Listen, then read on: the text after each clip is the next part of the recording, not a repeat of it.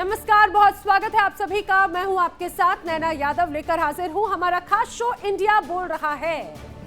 अब तक जंग की आग में सिर्फ अरब देश दहले हैं। ईरान से लेकर लेबनान तक सिर्फ तबाही का मंजर दिखा है, लेकिन अब इस महायुद्ध का सबसे खौफनाक चैप्टर शुरू होने जा रहा है। अब तक अरब जला, लेकिन अब अमेरिका में जलजला आने वाला है। ऐसा क्यों कहा जा रहा है? दरअसल ईरान ने एक ऐसी सीक्रेट और खौफनाक प्लानिंग तैयार की जिससे सुपर पावर अमेरिका की रातों की नींद उड़ा कर रखी है। और समझिए, ईरान की तरफ से जो नई रणनीति तैयार की गई वो सिर्फ कागजी नहीं है, वो सिर्फ शब्दों तक नहीं है, वो सिर्फ बयानबाजी की नहीं है, बल्कि समंदर पार तबाही का वो ब्लूप्रिंट है जो पूरी दुनिया को दहलाने वाला है। ईरान अब सिर्फ अपने प्रॉक्सी ग्रुप्स के भरोसे नहीं है, बल्कि वो अब सीधे अमेरिका की धरती को निशाना बनाने की तैयारी में है। आंखों में आंखें डालकर चेतावनी दे रहा है। वॉशिंगटन से लेकर न्यूयॉर्क तक ईरान के स्लीपर सेल्स पूरी तरह से एक्टिव हो चुके हैं। साइबर अटैक से लेकर बड़े नेताओं को टारगेट करने और वीआईपी इलाकों में कोहराम मचाने की साजिश रची जा चुकी है। अमेरिका ये सोच रहा था कि जंग उसके घर से 7 समंदर पार दूर, लेकिन ईरान इस मुगालते को पूरी तरह से मटियामेट करने के लिए बारूद का ढेर तैयार कर चुका है। अमेरिका में घुसकर वार करने का प्लान अब ईरान बना चुका है। ईरान ने क्लियर कट कहा कि तुमने हमारे घर में आकर छेड़ा है तो अब छोड़ेंगे तो तुम्हें भी नहीं। अब अमेरिकी बॉर्डर पेट्रोल की खुफिया रिपोर्ट के अनुसार जो तस्वीरें सामने आई, जो खबरें सामने आई, वो एक एक करके मैं आपको बताती हूँ। दरअसल अमेरिका में घुसकर मारने की बड़ी तैयारी ईरान की एक खुफिया रिपोर्ट के हवाले से खबरों की सामने आई है। अमेरिका के बड़े शहरों को टारगेट करने की प्लानिंग में एक तरह से ईरान है। इस रिपोर्ट के अनुसार कई ईरानी एजेंट्स अमेरिका में घुस चुके हैं। इस रिपोर्ट के अनुसार मैक्सिकन कार्टेल्स के रूट का भी इस्तेमाल एक तरह से ईरान कर रहा है। ईरान के टारगेट लिस्ट में वायोमिंग है, ऊटा है, नेब्रास्का है, कोलोराडो है, न्यू मैक्सिको है, वॉशिंगटन है, कैलिफोर्निया भी शामिल है। यूरोप कनेक्शन का भी इस दौरान जमकर खुलासा हुआ। जानकारी सामने आ रही है कि ईरान यूरोप का बहुत फायदा उठा रहा है, उसका भी इस्तेमाल कर सकता है। आईआरजीसी का जो डार्क फ्लीट और किनाहन ड्रग कार्टेल का कनेक्शन साफ तौर से काफी लंबे वक्त से नजर आया। किनाहन कार्टेल आयरलैंड का काफी शक्तिशाली ग्रुप माना जाता है। ईरान यूरोप के जरिए अब अमेरिका में बड़ी घुसपैठ करने की तैयारी में है। 2029 तक अमेरिका पर हमला करना एक तरह से ईरान की बड़ी ख्वाहिश है। ईरान ऐसा वार करना चाहता है कि यूएस फिर कभी भी सर ना उठा सके। अब आईआरजीसी के जो कमांडर इन चीफ हैं, उनके वरिष्ठ सलाहकार हैं रजा नकवी। रजा नकवी ने ऐलान ऐसा किया कि सभी की नींद उड़ा दी। रजा नकवी ने ऐलान किया है कि ईरान ना सिर्फ अमेरिका पर हमला करेगा, बल्कि तब तक हमले करते रहेगा जब तक ट्रंप राष्ट्रपति के पद पर रहेंगे। इधर अमेरिका दहलाने की तैयारी एक तरफ की जा रही है, उधर ईरान के पड़ोस में बसे अरबों देशों के हाथ पांव फूल चुके हैं। जो अरब देश अब तक इस जंग को एक तरह से सिर्फ दूर से देख रहे थे, महसूस करने पर भी उनके ये कहा जाए कि सांसें अटक रही थीं, वो अब कहीं ना कहीं ईरान से बहुत बुरी तरह से डरे हुए हैं, ईरान के कहर से डरे हुए हैं। और यही वजह है कि तमाम अरब देश अब अमेरिका के साथ नहीं जाना चाहते। अमेरिका के भरोसे रहने के बजाय अब खुद को ईरान के भीषण कहर से बचाने के रास्ते तलाश कर रहे हैं। वो रास्ते कैसे भी हो सकते हैं? ईरान की खतरनाक प्लानिंग के खौफ का क्या असर हो रहा है वो आप जरा समझिए। ईरान का जो पिछले कुछ वक्त में टेरर नजर आया, अमेरिका भी कहीं ना कहीं उसकी इस ताकत को समझता है, पूरी दुनिया ने देखा है। अब उसका असर यह है कि ईरान की अमेरिका के खिलाफ प्लानिंग से अरब देशों में डर है। यूएई ने ईरान के साथ हमले ना करने की डील की, हाथ आगे बढ़ाने की कोशिश की।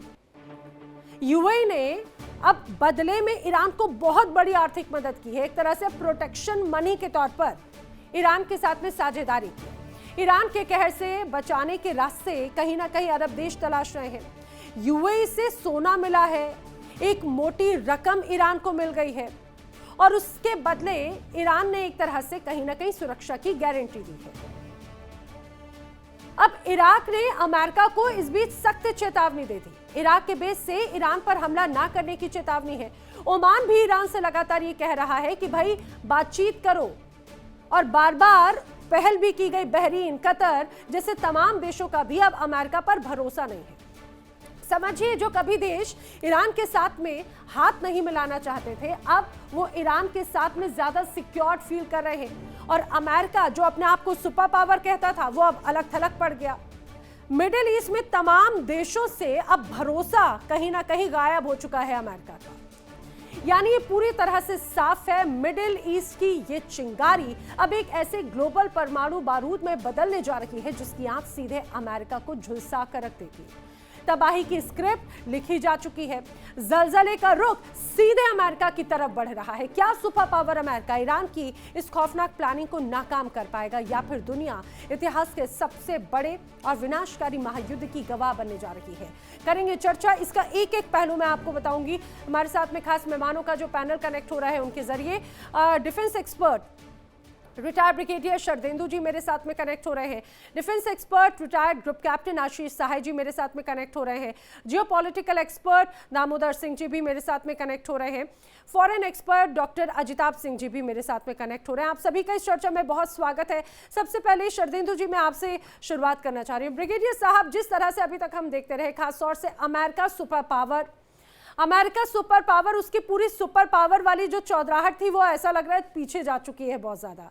अब ईरान की तरफ से जो बड़ी प्लानिंग की गई है, क्या वाकई में ये अमेरिका के लिए अब खतरे की घंटी है?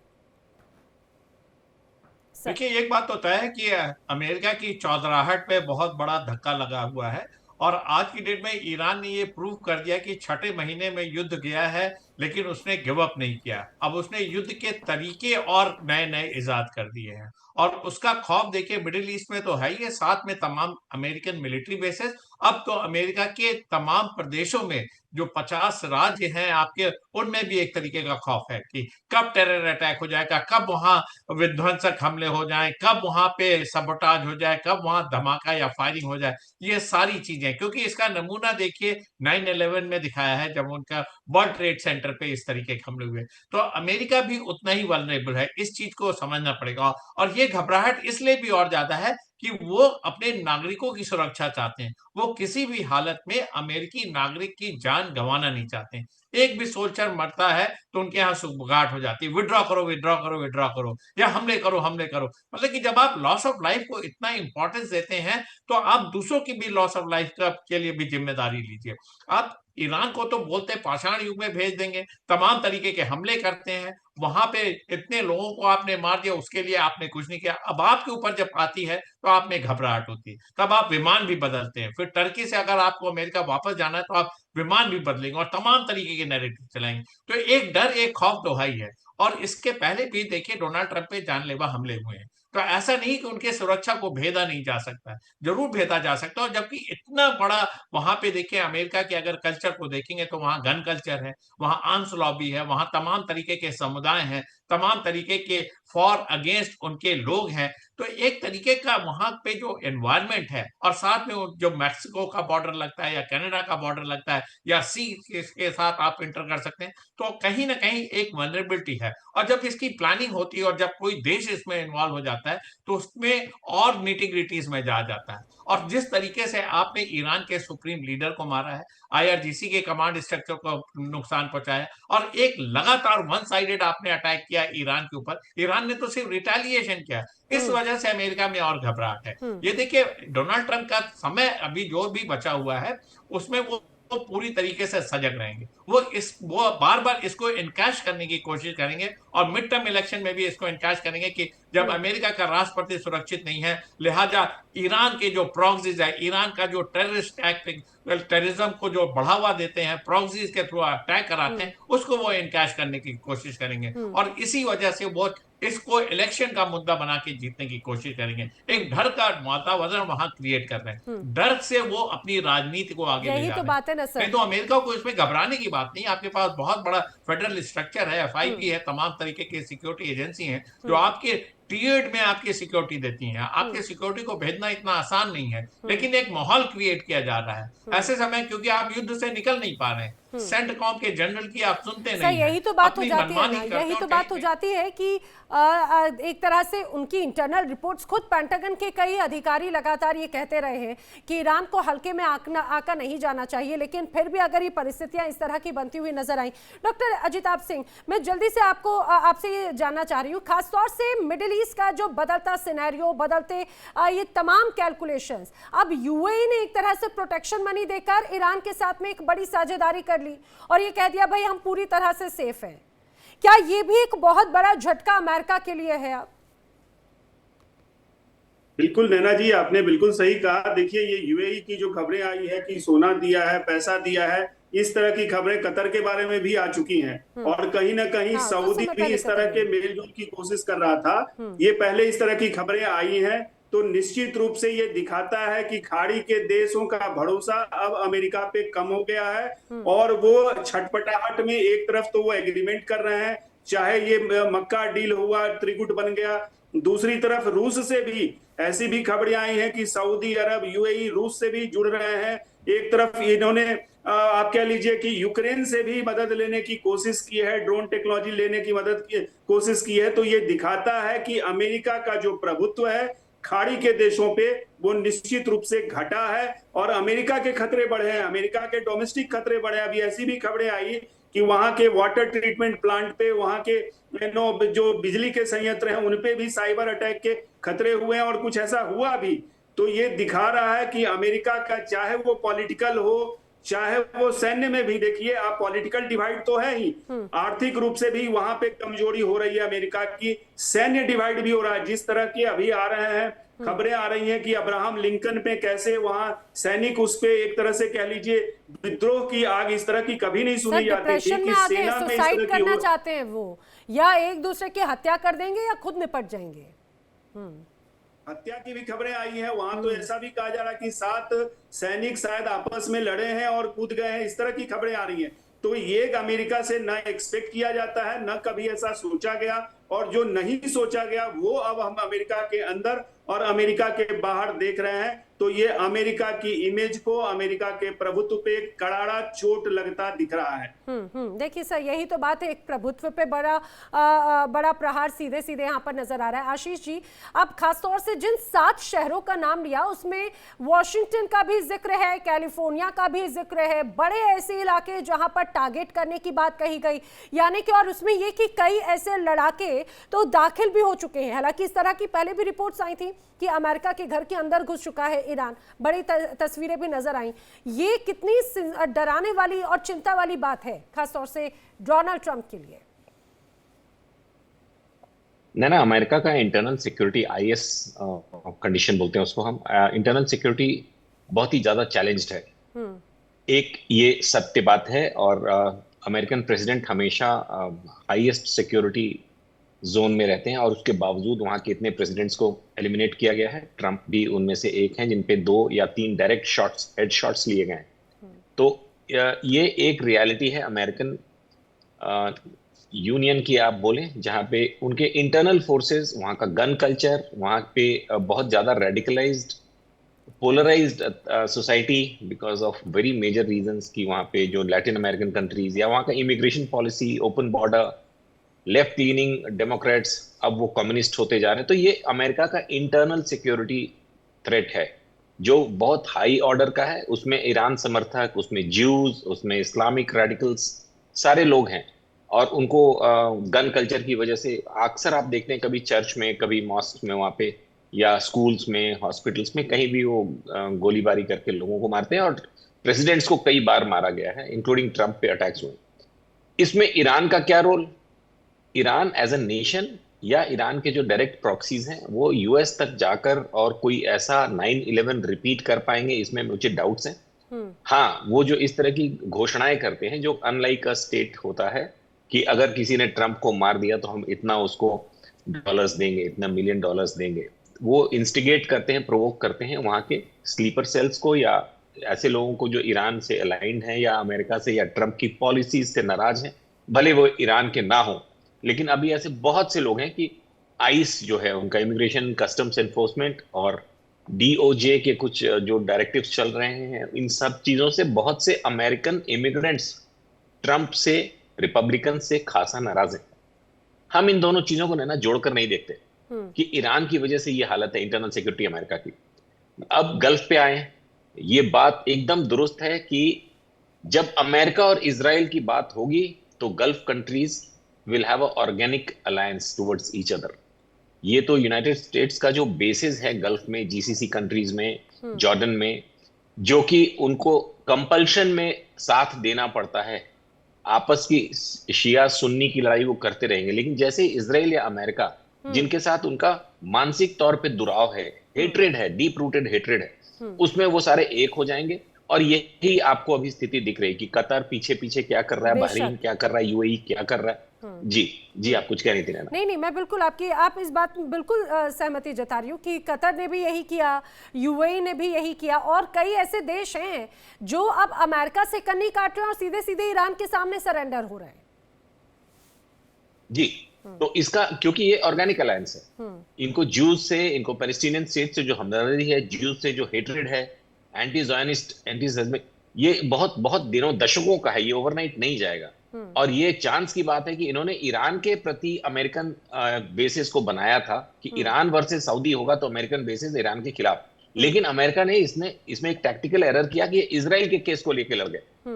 अगर अमेरिका अभी भी सिर्फ ईरान वर्सेस अमेरिका रखता तो 10% 20% चांसेस थे कि ये लड़ाई में ये कंट्रीज बहुत दिनों तक अमेरिका का साथ दे देती, because Shia Sunni is a reality of Gulf, कौन डोमिनेट करेगा किसको।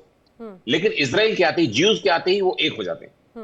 और यही एक टैक्टिकल या इसको स्ट्रेटेजिक ब्लंडर बोल सकते हैं आप। अमेरिका को अगर कुछ करेक्शंस करने थे खोमैनी रेजिम के खिलाफ, उनकी रेडिकल थिंकिंग या प्रॉक्सीज के खिलाफ, तो इजराइल को बाहर रखना चाहिए था। इनका जिसने भी ये जो थिंक टैंक था उसने ये गलती कर दी है, और उसी का खामियाजा अब ऐसी चौराहे पे ट्रंप खड़े हैं कि या तो वो अपने मतलब ही has to put his guys in line of fire, harm's way, जिससे वो उनका सब कुछ खत्म हो जाएगा, उनकी सारी रिपब्लिकन्स डूब जाएंगे अमेरिका में मिड टर्म में, और नहीं तो उनको एक ऑफ रैंप चाहिए होगा। हालांकि जस्ट 10 सेकंड्स मोर, अभी जो उन्होंने एक नाकेबंदी लगा रखी है वो ईरान की कमर तोड़ रही है, और इसीलिए ईरान डेस्परेट हो रहा है। जी हालांकि सर, नाकेबंदी लगा रखी है, ईरान की डेस्परेशन की बात कहूं, या बल्कि मुझे तो ऐसा लग रहा है दामोदर जी, फिलहाल कई बार ये कहा जाता है कि कुछ जंग ऐसी होती है जिसमें कई बार नुकसान भी आपको फायदा ही दे जाता है।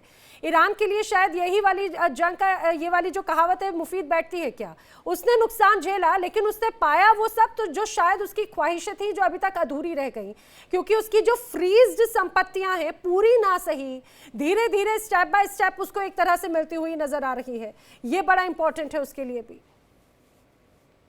नैना, आपकी आवाज नहीं आई बिल्कुल भी, ये कुछ इशू है। अच्छा। काफी देर से इशू चल रहा है। अगर सारे पैनलिस्ट को आ रही है तो मैं एक बार जानना चाहूंगा। ठीक है, क्या अभी आपको मेरी आवाज आ रही है दामोदर जी? अभी आ रही है? सबके साथ इशू है? सबको आ रही है आवाज? सबको आ रही है। सर आपको आवाज आ रही थी क्या? ना नहीं क्लियर? मैं दोबारा कनेक्ट कराती हूँ। पीसीआर एक बार दामोदर जी को दोबारा जरा कनेक्ट कीजिएगा। शर्दिंदु जी, जब तक मैं आपसे इस बात का एक बार जवाब जानने की कोशिश कर रही हूँ, सबसे इंपॉर्टेंट हो जाता है, पिछले कुछ वक्त से हम देख रहे हैं कि ईरान और अमेरिका और इजराइल, ये तीन अलग अलग मोर्चे, यहाँ पर साझेदारी अमेरिका इजराइल की भले रही हो, लेकिन धीरे धीरे ईरान को बैक सपोर्ट बहुत मिलता रहा। अब अगर ईरान ट्रंप के घर में घुस गए, अब अगर ईरान के लड़ाके अमेरिका के अंदर दाखिल हो गए वाया यूरोप, या फिर जो ड्रग्स कार्टेल का रूट है, वो कितना बड़ा चैलेंजिंग है अब अमेरिका के लिए? देखिए, एक अमेरिका के लिए थ्रेट तो जरूर पोस्ट करता है। जब आप ये ड्रग कार्टेल के थ्रू अमेरिका में एंट्री की बात करते हो तो ये एक बहुत बड़ा नेटवर्क है, और ये पूरे विश्व में फैला, और उसका कंजम्पशन, उसकी स्मगलिंग और उसके जो होल्डर्स हैं वो बड़े इफेक्टिव हैं। उनका एक अलग साम्राज्य है, अलग तरीके की दुनिया में वो जीते हैं, तो उससे उनकी एक्सेसिबिलिटी तो हर जगह है। ये ड्रग्स के जो आकाज हैं अमेरिका में या लैटिन अमेरिकन कंट्रीज में, ये पूरे तरीके से इफेक्ट, अगर इसके थ्रू इनके प्रॉक्सीज की एंट्री होती तो डेफिनेटली आप रूल आउट नहीं कर सकते कि अमेरिका इससे प्रोटेक्टेड है। अमेरिका में इसकी एंट्री हो सकती है, आर्म्स कल्चर ऑलरेडी एग्जिस्ट कर रहा है, डिसग्रंटलमेंट है, और साथ में आप ऐसे लोगों को जरूर इन्फ्लुएंस कर पाएंगे जो ईरान के साथ सिंपैथी रखते हैं, तो उनको आप एक्सप्लॉइट करके इसमें लगा सकते हो। और साथ में जब एक नेशन इन्वॉल्व होता है तो इस तरीके की उसको तमाम तरीके के वेयर अवेलेबल होते हैं जिससे कि वो इस तरीके की घटनाओं को अंजाम दे सकता। और इसमें ईरान की देखिए महारत हासिल है, वो तमाम तरीके के प्रॉक्सीज को सपोर्ट करता है। उसको पता है कि इस तरीके के आइसोलेटेड इंसिडेंट्स को किस तरीके से अंजाम देना है। तो 9/11 रिपीट नहीं होगा ये तो कहा जा सकता है, लेकिन इस तरीके की आगे घटनाएं नहीं होंगी इसको रूल आउट नहीं किया जा सकता है। एक अलग डोमेन पे जा रहा है। उसने अमेरिकन बेसिस पे हमला करके मिडिल ईस्ट में देख रखा है, चाहे वो बहरेन हो, चाहे कुवैत हो, चाहे कतर हो, चाहे सऊदी अरब का हो, उसने स्ट्राइक किया और डिस्ट्रॉय किया है। बहरेन में तो उसने 5th फ्लीट का जो हेडक्वार्टर है उसको पूरी तरीके से डिस्ट्रॉय कर दिया है। तो ये हालत कर दी कि कुवैत से अमेरिकन सोल्जर्स को विड्रॉ करना पड़ा। तो इस तरीके की अगर आप लड़ाई की विधाओं में जाएंगे तो डेफिनेटली रूल आउट नहीं होता है कोई चीज। और अमेरिका का ऐसा कोई सिस्टम नहीं है जो फुल प्रूफ सिस्टम हो। और जब आप मरने के लेवल पे आ जाते हैं, एक डिटरमिन्ड ऑपरेशन को लॉन्च करते हैं, और दूसरी तरफ जब आपको पता है कि loss of life is not accepted, तो आप उसको आसानी से एग्जीक्यूट कर सकते हैं। तो मेरा मानना है कि अमेरिका वल्नरेबल है, और जिस तरीके से उन्होंने मिडिल ईस्ट में और ईरान को क्षति पहुंचाई है, आपने उनके सेंटिमेंट को हर्ट किया है, उनके सुप्रीम लीडर को मारा है, और जिस तरीके से तबाही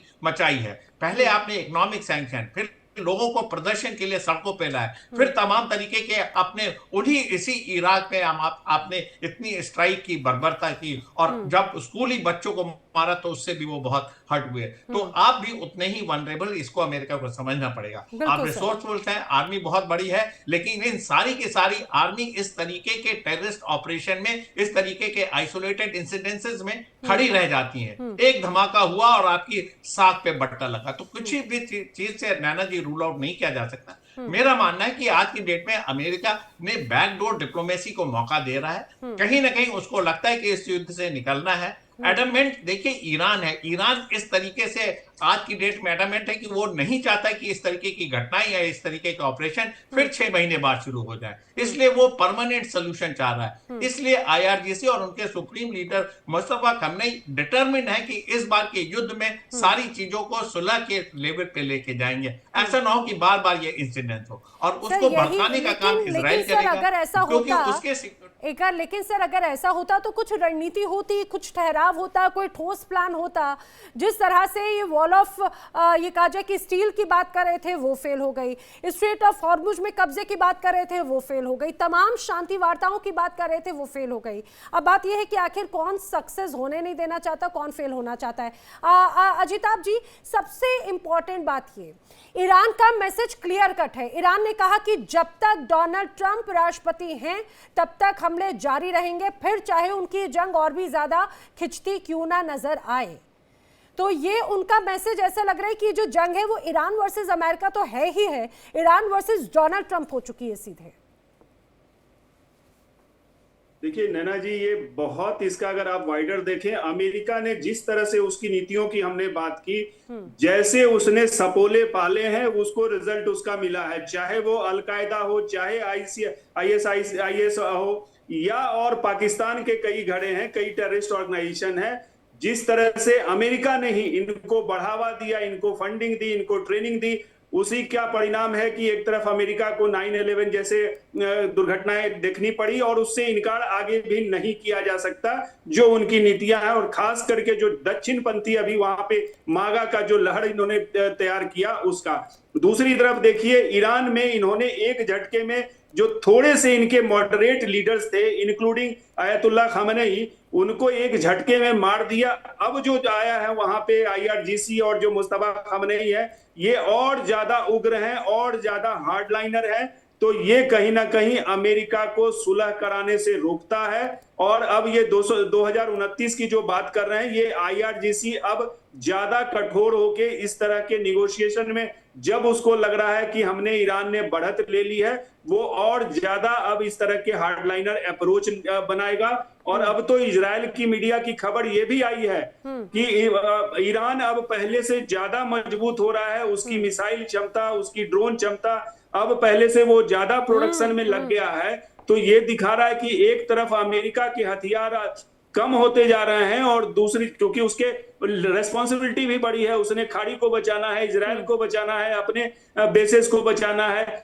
जबकि ईरान के लिए एक ज्योग्राफी तो साथ में ये है ही, साथ में उसका जो जिहादी मानसिकता है, कहीं ना कहीं वो मारने और मरने की जो शहादत की बात करती है, वो भी अमेरिका के लिए निगेटिव जाता है। क्योंकि इनको अब लूज करने के लिए कुछ नहीं है, अस्तित्व की लड़ाई की जो ये बात करते हैं, तो ये और ज्यादा जिहादी हो जाते हैं और ज्यादा जन्नत की बात करते हैं। ये भी कहीं ना कहीं अमेरिका के हक में नहीं जाता है। सर, ये अमेरिका के हित में तो नहीं है, ना अमेरिका के हक में है, बल्कि अब डोनाल्ड ट्रंप अमेरिका के गले की फांस बन चुके हैं। आशीष सहाय जी, दूसरी इंपॉर्टेंट बात मुझे ये जरा बताइएगा कि एक तरफ तो ये जंग लंबी खिंचने की बात है, ईरान कहता है कि 2027 से 2029 के बीच में पूरा रिफॉर्म हो जाएगा, ईरान जो पहला अपने अस्तित्व में था वो वापस एक तरह से कम बैक कर देगा। उसके लिए तो तिजोरी खुल चुकी है। ये कहा जाता है ना कि दोनों हाथों में लड्डू है और सर भी जो है वो घी की कढ़ाई में है। ईरान के साथ में फिलहाल एक तरह से कंडीशन है। अमेरिका जिस तरह से खो रहा है, भरोसा खो रहा है, आर्थिक जो है कमजोरी कहीं ना कहीं लेकर आ रहा है, उसके जवान बड़े परेशान हो रहे हैं। नैना, ईरान की स्थिति अच्छी नहीं है।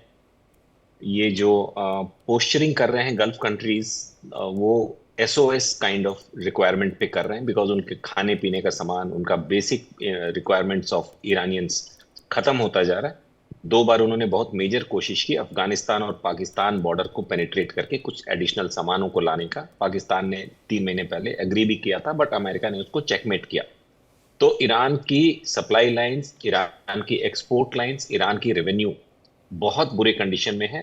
तो पहले ईरान को 10 सेकंड में बता, 30 सेकंड, और वो अगले 15-20 सालों तक जिस लेवल पे थे 28 फरवरी से पहले, प्रॉक्सीज के मामले में, हार्डवेयर, मिलिट्री वेयर, अपना अंडरग्राउंड मिसाइल स्टोरेज, एनरिचमेंट, वो सब अब इतिहास है अगले 15-20 साल।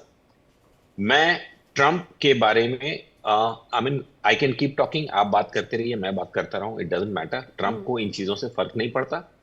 पर्सनली मेरा ओपिनियन है कि अगर आपको ये पता चले कि गवर्नर ऑफ न्यूयॉर्क की वाइफ सीरिया और लीबिया जाना चाहती है और जीयूस के एनुअल डे पे नहीं जाना चाहती है, या अगर आपको यह पता चले कि मिशिगन के डेमोक्रेट कैंडिडेट कहते हैं कि अमेरिका डिजर्व्स 9/11, अगर आपको लंदन के मेयर के बारे में, मिस्टर खान के बारे में पता चले कि उनकी कितनी रेडिकलाइज थिंकिंग है, तो आपको एक ग्लोबल पैटर्न दिखेगा और इंडिया इस ग्लोब का हिस्सा है। ट्रंप ने ये जो बीड़ा उठाया था to crush the leader, the umbrella hub of this radical left global cancer, जो कनेक्टेड है अफ्रीका से अमेरिका, अमेरिका से यूरोप, ये सारे लिंक्ड हैं, और उसको क्रश करने के लिए, उसकी बैकबोन तोड़ने के लिए उन्होंने एक रेजिम चेंज जैसा बेवकूफीपूर्ण शब्द उठाया। बेसिकली वो सिर्फ इसको थोड़ा क्रश करके और वापस से 15-20 सालों के लिए पीछे ढकेलना चाहते थे। नहीं तो ग्लोब में एक ऐसा, आज से 15-20-30 साल जब तक आप लोग बुजुर्ग होते, तो एक ऐसा रेडिकल इन्फ्लुएंस हो गया होता कि आपको सांस लेने में उतनी ही दिक्कत होती जितनी पेरिस में, रोम में, लंदन में लोगों को हो रही है। और अब तो आधे से ज्यादा अमेरिका, वो जिस तरह से, जिस विजन से, जिस पॉलिसी, जिस आइडियोलॉजी से वर्ल्ड को डोमिनेट करना चाहते हैं, ट्रंप ने वो उसको रोकने की कोशिश की। पहले भी कुछ प्रेसिडेंट्स ऑफ अमेरिका ने की थी, लेकिन वो सिर्फ बातों में, क्योंकि वहां की मेन मीडिया, वहां की जुडिशरी और वहां का पेंटागन, आई कैन से, काफी हद तक कॉम्प्रोमाइज्ड है, because of money reasons, because of alignment, because of brain washing, because of radicalisation.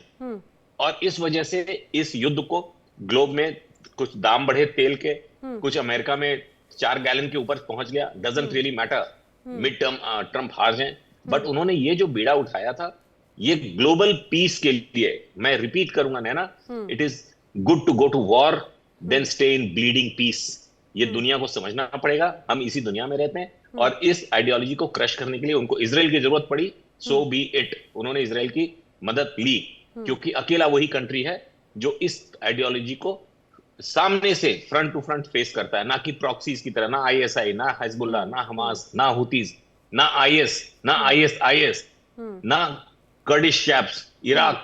ये एक बहुत मेजर प्रॉब्लम है ना, आपके दर्शकों की ये बात समझनी पड़ेगी। This is not just a TV debate for us, it is a global challenge जिसको ट्रंप ने टेक ऑन किया है at the cost of his life threat, his career threat. मतलब आप और क्या मुझे सर, लगता मतलब है इसको इस रूप में समझो, इसमें नो डाउट कि ईरान हमेशा से बड़ा चैलेंजिंग, ये कहा जाए कि नाम रहा, एक देश एक तरह से एक रहा।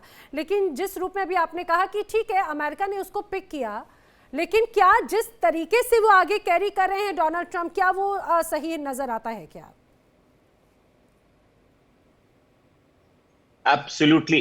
if it requires to use tactical nukes, they should do it. लेकिन ईरान को जगने के लिए अगले 15, 20, 25, 30 सालों तक पीछे ढकेलने के लिए इसकी रिक्वायरमेंट थी कि वहां की मिलिट्री को क्रश किया जाए, अपने सोल्जर्स को foot on ground 82nd air div को नहीं यूज करके, डेल्टा मरीन्स को नहीं यूज करके ट्रम्प एक डर दिखा रहे हैं। अगर वो मिलिट्री बैकग्राउंड के होते तो आज की तारीख में जरूरी था कि इतना आगे गए हो फिर भी तो खत्म जिस करके आओ। तरीके से अमेरिका की ये कहा जाए कि हमेशा तानाशाही वाला एक रवैया जो रहा, हमेशा हर चीज को कंट्रोल करने वाला, वो जरूर डेंट हुआ कहीं ना कहीं। ईरान को जितना ज्यादा अंडर एस्टिमेट किया, वो अंडर एस्टिमेट करना अमेरिका के लिए शायद कहीं ना कहीं एक बड़ा चुनौतीपूर्ण रहा है। लेकिन आने वाले वक्त में क्या ये चुनौतियां ईरान यूं ही और देता रहेगा, ये देखने वाली बात है। वेल, आप सभी मेरे साथ इस चर्चा में शामिल हुए, आप सभी का बहुत बहुत शुक्रिया। Good night. यहाँ पर रुक रहे एक बहुत छोटे से ब्रेक के लिए। देश दुनिया की तमाम बड़ी खबरें आगे भी जारी है। देखिए इंडिया डेली 24/7 अब आपकी स्मार्ट टीवी पर। इंडिया डेली मौजूद है सभी डिजिटल प्लेटफॉर्म पर लाइव और लगातार। इंडिया डेली 24/7 हर दिन राष्ट्र को समर्पित।